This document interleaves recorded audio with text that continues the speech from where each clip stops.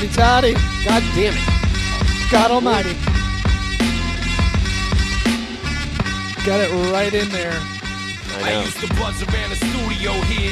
How you doing, Eric Register? Pretty good. You snapping over there?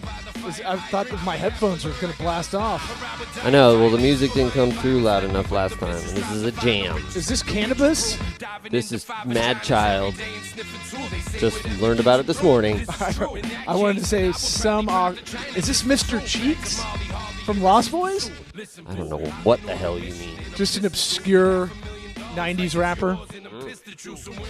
Just to tell the people, yeah, I used to watch 106 in Park after school.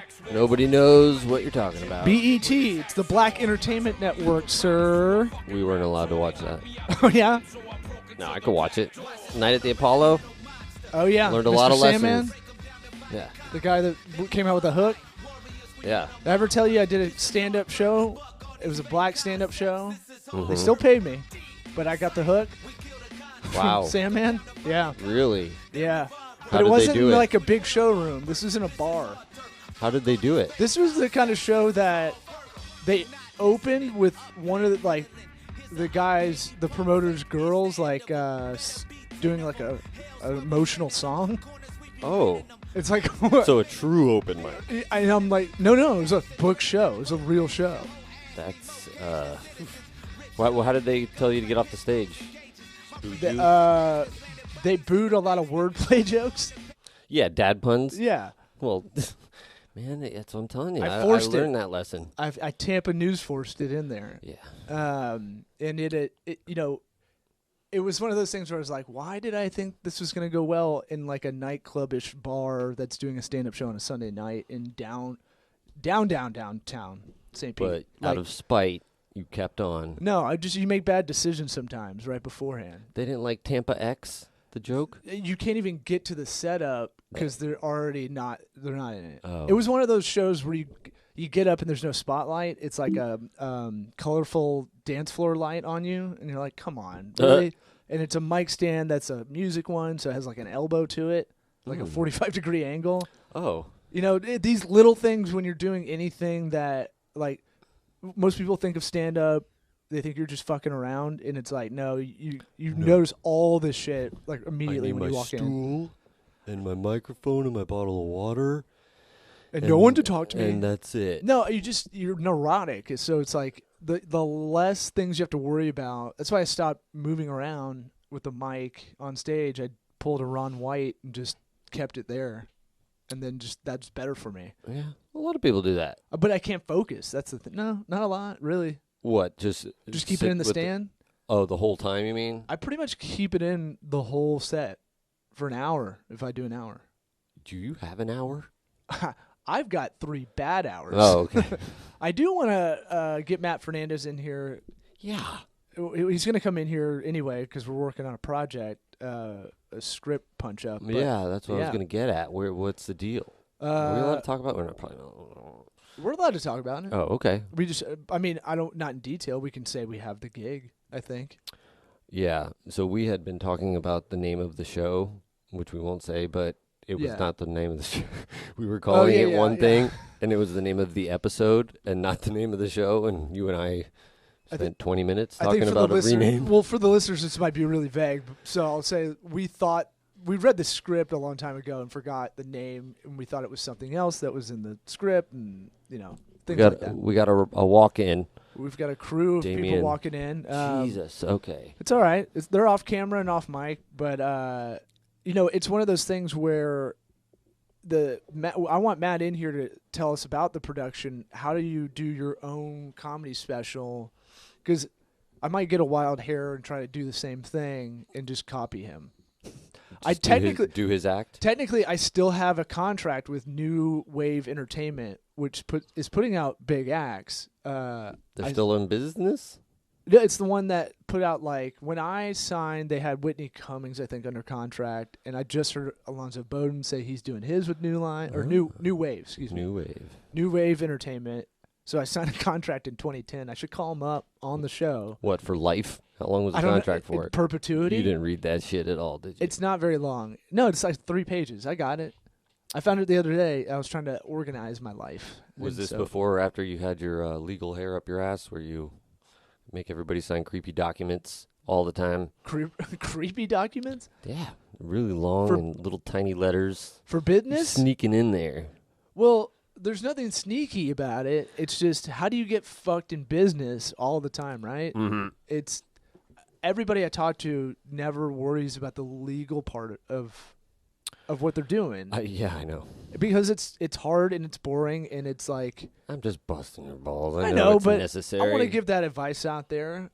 You can just dummy ballpark. If I see a contract and it's not that long, to me it means it's probably not really tight.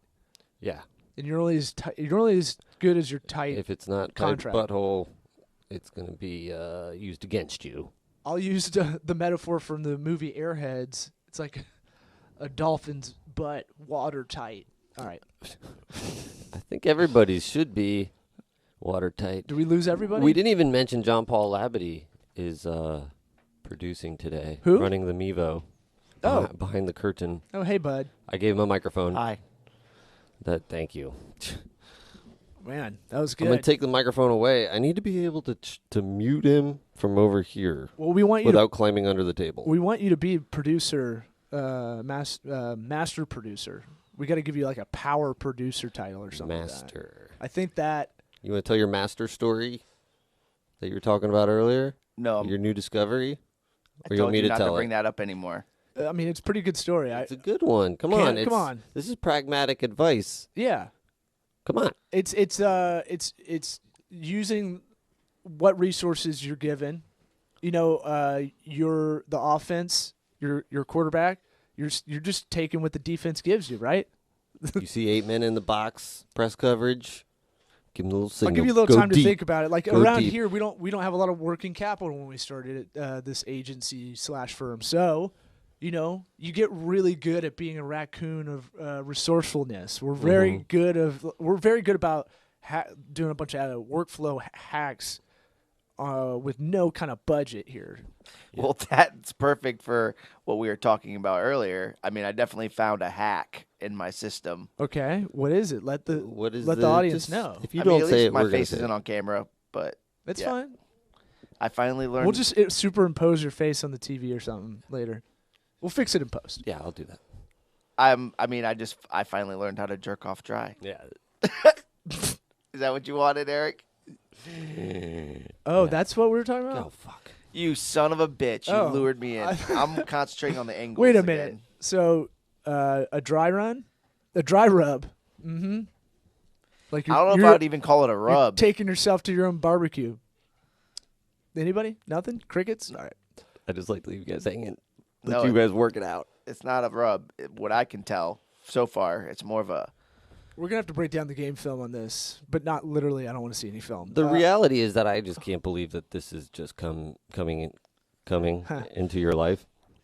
I feel like I've always... How was that not the first thing? What did you start out with? You've always used some kind of lubricant. And I think I might have always looked down on people that I've heard they did it dry. I'm like, poor bastard can't afford lube. Oh, you think they're literally poor? It's poor. A poor person thing. So I don't know. I was just like, I always had lotions and oils. Bring me my lotions and oils. Yeah, the butler brings it on a tray. Dry wasn't even an option, you know. It's always been an option. So where were you? That's what I know. That's crazy. I want to know where you were. I want the setting because I'm thinking camping was my first instinct because that's like where you forget something. He did tell us the story. And you're bored. It's the most obvious place when, you know. Your car in traffic. Okay, maybe not so obvious.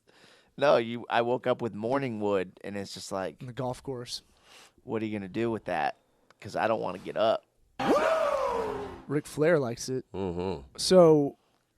Tell me I don't need my sound effects. My belief nowadays is convenience is everything for, let's call you the customer.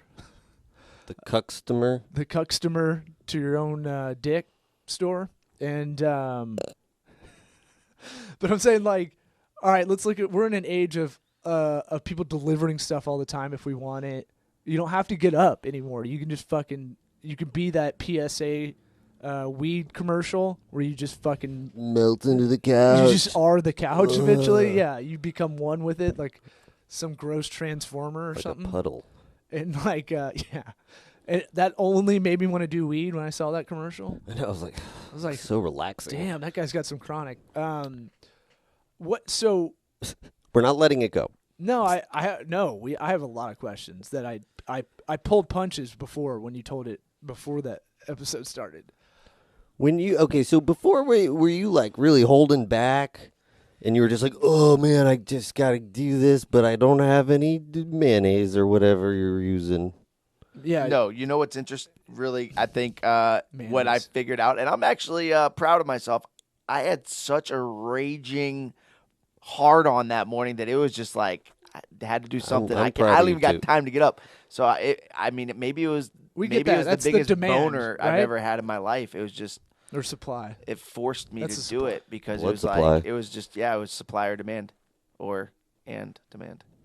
Yeah, your dick's the supply, right? In this scenario, I guess it could be either or depending on your perspective. Libido is the demand. Yeah. And then convenience was right there in the middle of that X where supply meets demand. And you're the customer, and your dick is the store. The dick is the demand. So the cum is the product. So I want to know about the internal battle with yourself of being a lazy shit. Because I know there was one, right? You're like, I should get up. Yeah, there was some lube nearby somewhere, and you just said, fuck it. You obviously have to get up at some point. But I just wasn't ready to get up. So this is the debate. You did have it in your head. Yeah. No. Am I going to get out of bed today? I'm trying to think about how it happened. I think I woke up drunk already with my hand on my dick. Do you ever do that? Sure. Sometimes, yeah. And mostly for protection. That's how it happened. Man, I swear it's a revelation, and it's added a whole new spin to everything. My life.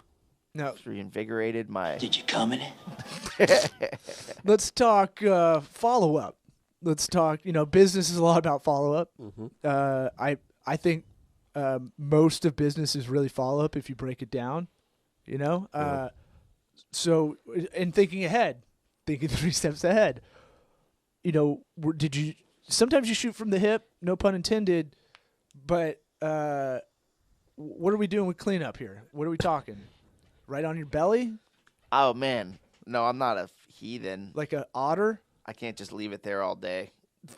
Let shorts stick to you. No, it's how lazy are we going? That's all I'm asking. No, it's immediate cleanup. Do you hit a dip while you're doing it? Like, I'm wondering what the setting is. Maybe around. I hit my jewel. Well, that's something I would never think of not cleaning it up.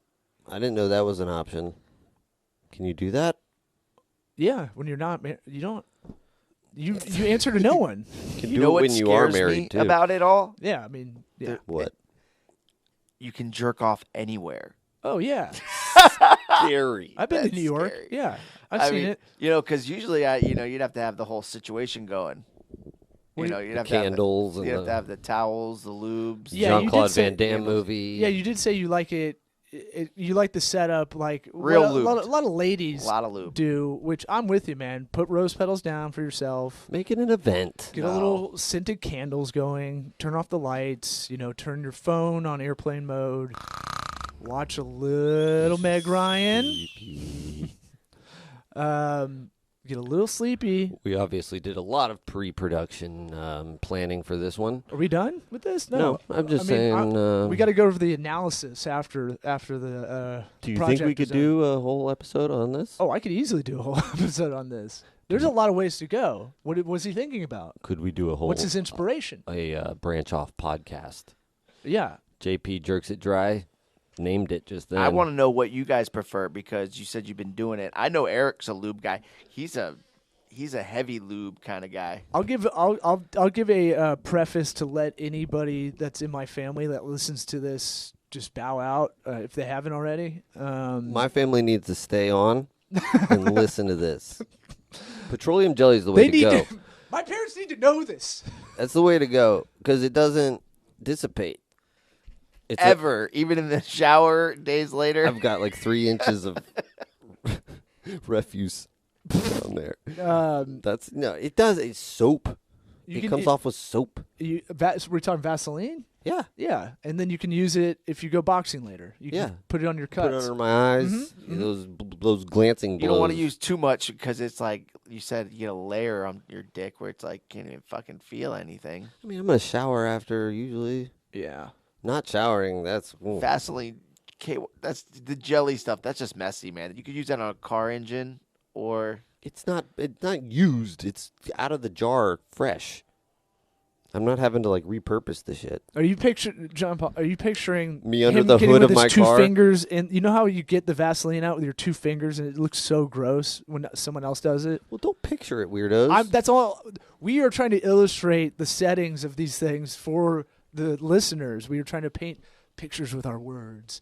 And you ever think about if you're jerking off in front of the computer and you're like, oh man, the camera. Wait, you doing it in the computer? What if they hack my camera and shit? And it's like, I'm not worried about them seeing me jerk. It's like, what if they could flip the camera around and see what's on my screen? That's really what I guess is the scary part. Now I got a lot of questions for you. What? That's a whole nother podcast. Okay, we can do another episode just on that. What's hilarious is I'm not scared of the cameras when I'm jerking off. I only think about it when I'm sitting on the toilet taking a poop in the morning and I'm looking at my phone and the camera's pointing towards my morning dick, which is not too selfie. Impressive. So I'm like, that's what I think about it. Like, they're going to get a picture of my little dick. Little purple top. Yeah, I think you get what you deserve if you're spying through the peephole cameras and other people's shit. Like, hey man, you're probably gonna Most people are gross. Most people's phones are disgusting because, ladies too, we know you're pooping in there and we know you're on your phone. Like, I just saw a thing that said every McDonald's touchscreen ordering thing robot that they tested had poop on it. I don't care. But that doesn't bother me though. You know, McDonald's is, dude. If you went to McDonald's anyway, you're already you're just fucking. Yeah, if you're going, don't bother going into McDonald's. It's like they have the new touchscreen order deal. It's the most inefficient thing. They had a person standing over our shoulder, be like, "Do you know how to do it?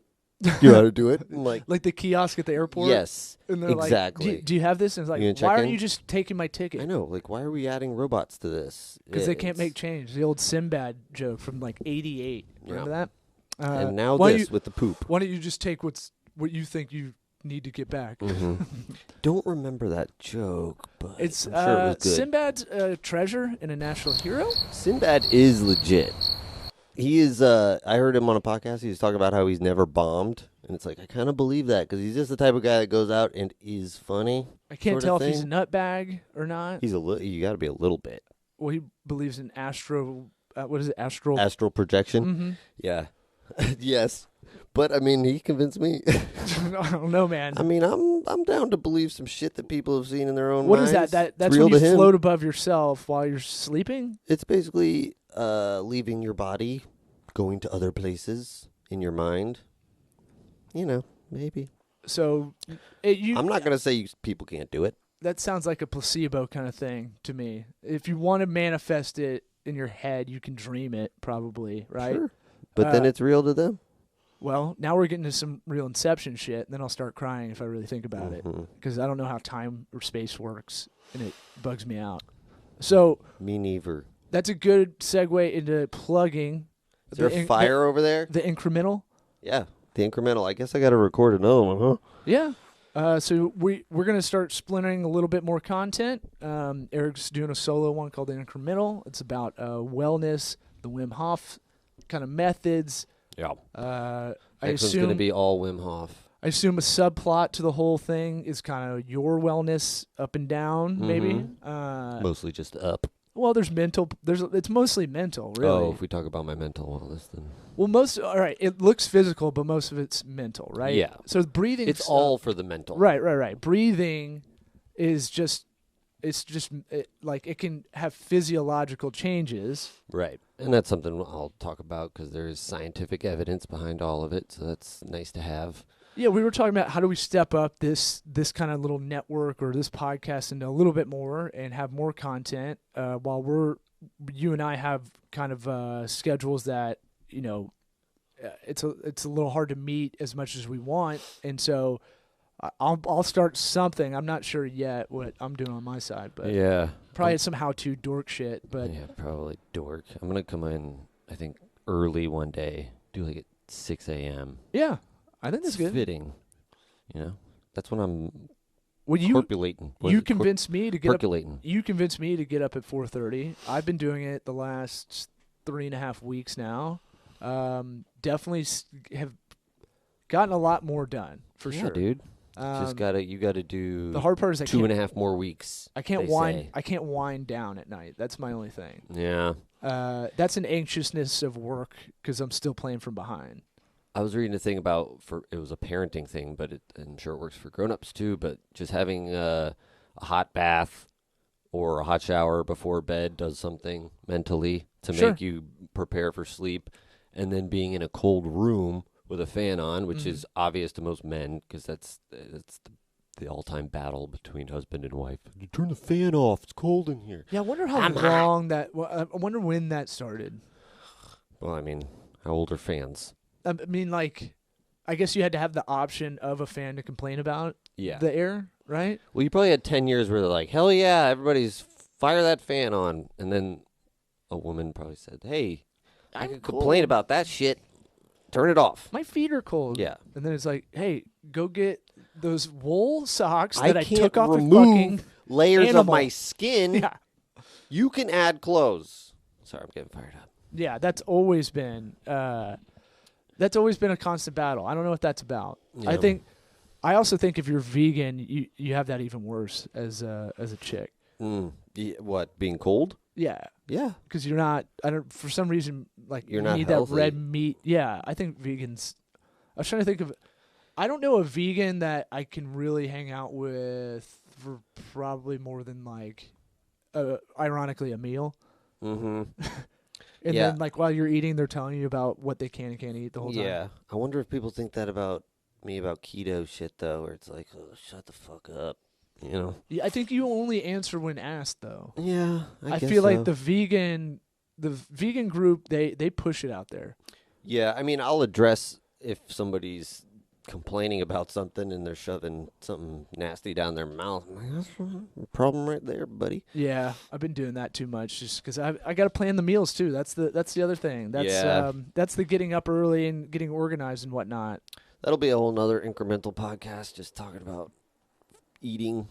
I don't know how I'm going to divide them up, but that's got to be something because there's like a laundry list of keto supplies that you want to get, sort of thing, to have your base. Yeah. And then you can build it up because right now you got an empty cupboard.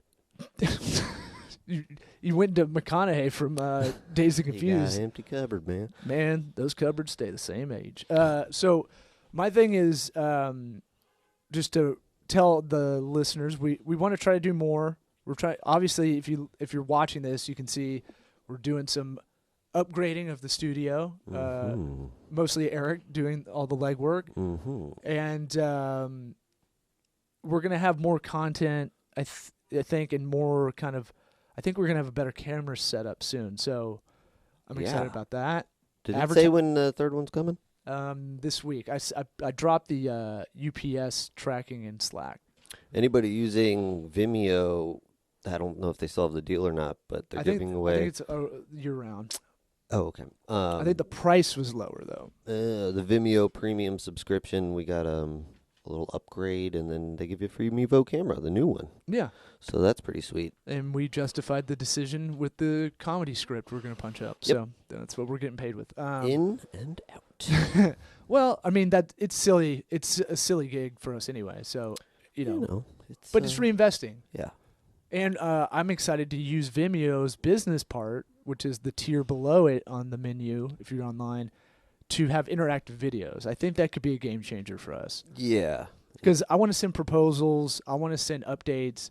Did you even watch this? Yeah. That I sent you. The little test at the end. I know you put it. You don't put it right at the end. You put it like 80% the way, right? Yeah. Right? Yeah, because you and I will be like, what if there's something at the end? I would skip all the way, right? What would everybody do? So, sending the video, I'm trying to get better with the client communication of like Monday, try to come, this is part of that schedule of waking up early and all this stuff and getting organized. But Monday, I want to have our client communication one-way video update that's maybe a couple minutes.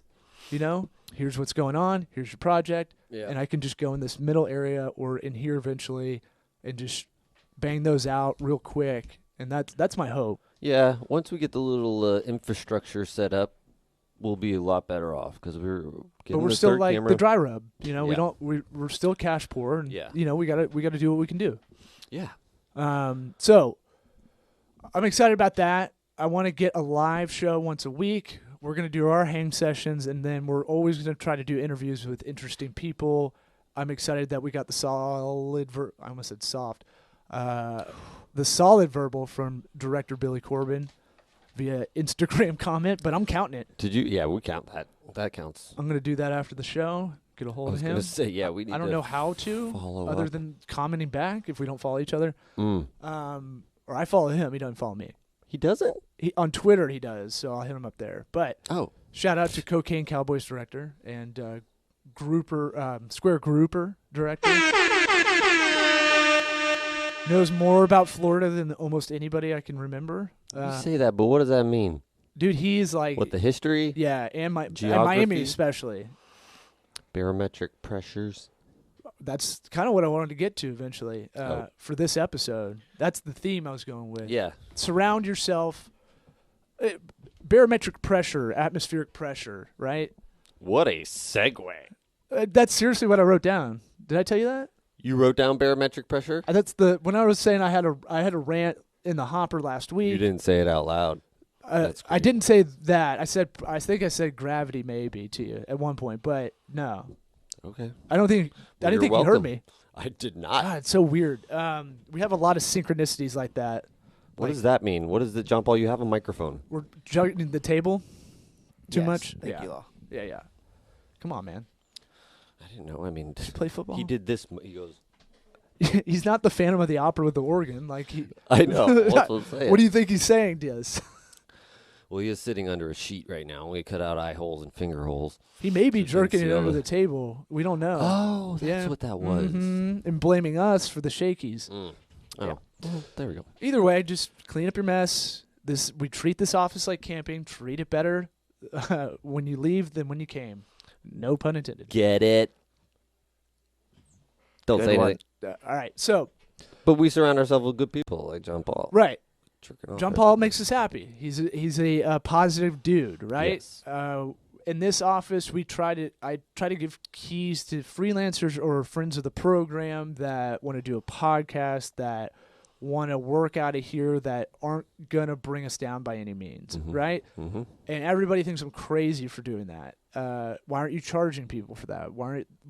And there should be something. There should be some small fee just so it's not free. It hasn't been a problem yet, you know? But it's the same thing as been the positive. free comedy tickets given out. I always use that example. Yeah. Because it's not valued as it should be. I'm just saying $1, something where they have to hand over physically $1. An honor box. Yeah, something like that. An honor box in an otter box. Okay. We get an old case, an old iPad case. Yeah. Yeah. That won't work good for holding lots of money. Well, it's going it's to not be gonna be a lot. So, So, my thing is, I still have the WeWork co-share office deals. Mm-hmm. I still have my monthly subscription to one locally here, kind of as a backup office. I haven't gone in a while, but I have it because sometimes I like to go in there to write or work on something, and it's very like professional, entrepreneurial, and sometimes I feed off of that. I heard Sarah Silverman a long time ago talk about she goes to hotel lobbies to write. Yeah. I mean, you could force inspiration sometimes. You know, like you can do things that when you're not feeling like doing something, just do this physical thing. Place yourself somewhere different, and it'll manifest some inspiration sometimes. Yeah. But there's more than one option. You know, there's lots of different things you can do. Shake it up. I like going. I like making house calls to our clients' offices or stores or whatever. Mm-hmm. Not bathroom. I don't hang out there that long. But I like that because I'll absorb the surroundings. Mm-hmm. I did it yesterday with our future guest, Jordan Long, and his new cabinet company, UR Cabinets, which is going to be a problem phonetically saying it out loud and stuff. Yeah, it's the letter U and the letter R, but people your. Yeah, I know, but like, what is that? What he's going with or not? It used to be called Urban Resto, but he's going with UR, I think. Oh, because the old partner has that name or something. Oh, okay. At any rate, like the old one. At any rate, he hasn't even really done a soft launch, but I wanted to get in there just to kind of see what's been going on, and like, I got way more ideas for this digital life that way. Yeah, that can definitely help. And we were talking. They're local. And we were talking about discipline stuff, and while we're working, we're catching up on things, and that it puts you in a better mood to want to work. Yeah. It made me want to do a better job. Yeah, I think a big problem with people not wanting to work is the people around them. It's like, man, I don't want to go fucking deal with Debbie today. Dude, it's so easy. She sucks. It's so easy to drag yourself down. Yeah. You hear someone else sulking about it, and you can go, yeah, man, fuck this. Yeah. You can get real indignant. And then the whole room feels like it. So that's why it's like atmospheric pressure. It's like gravity. Yeah. The more positive you get, the more gravity, the more grounded you are. But it goes exponentially the other way too. The more you kind of pull this negative surroundings with whatever you're doing, it could be at home, it could be at work. Sure. And sometimes you gotta fake it till you make it in that positive way. Yeah. Because it goes contagious either way. That's all I'm saying. Even to yourself. Right. Doing the positive thing, even though you don't feel like it can. It's like I don't know if it was a true study. They said that like just forcing yourself to smile. Yeah. Like improves your demeanor or whatever, happiness, all kinds of weird shit like that. Standing in a hero pose for 90 seconds a day. The hero pose, I don't know if I get that, but I don't either. I don't do it, but that was another thing. And I was like, I think that's for the like CrossFitter people that never played sports growing up. Oh, okay. I think that's for those people. But the hero pose, I tried just to see. Yeah. Yeah, I did too, and it was like I feel too stupid to feel right. good I feel about like a myself. fucking dipshit. Yeah. If someone walks in, I'm gonna be like, oh. Yeah, I feel like I read an Onion article or something. They're fucking with me. I mean, think of any team you've been on, and someone's just a total like curmudgeon, and I like to complain, but I at least try to make it funny. Yes. And so like I'm complaining I'm going for lovable grouch. I'm not going for right. And it's not, we don't drop the nuclear bomb if we're complaining about something where it's like, I'm fucking out. This sucks. Oh, it's yeah, like, yeah. If we're complaining, it's like, we're complaining, but we're here to get the shit done. It's just something to do. Yeah, everything for me, inertia-wise, joke writing-wise, comedy-wise, and like kind of solving problems business-wise, it's all out of frustration that I know there's an easier way, and I either drop the ball or I haven't found that way yet. And I'm pissed I haven't. Mm-hmm. But that's the 2-minute warning. Mm-hmm. You got hard cuts on those sounds, baby. God damn right I do. The hardest. You want a nice fade out? So my thing is like, look, if you're, you can do a tiny fade out, a fade away, fade out. Sure.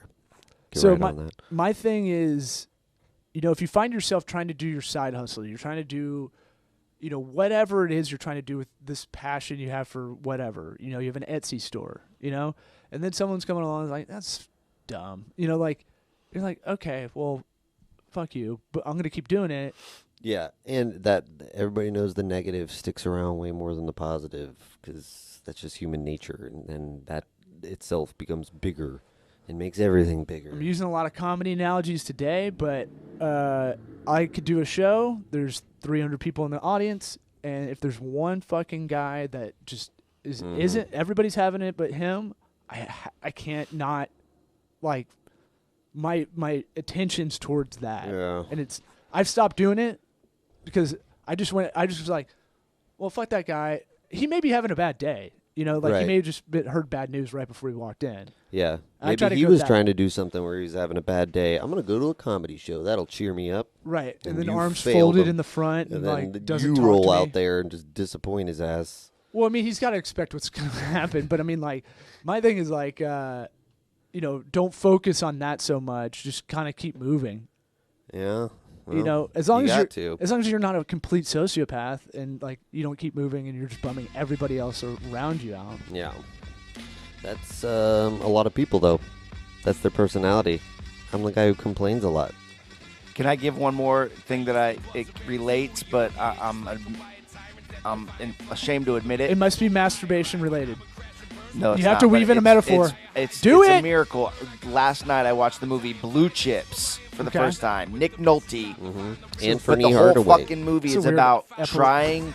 It's a weird epilogue to this. It's about appreciating people that are just trying their best and not corrupting the whole system and making it about money. But he was just wanted to coach people that are trying their best because that wasn't good enough for the media and everybody.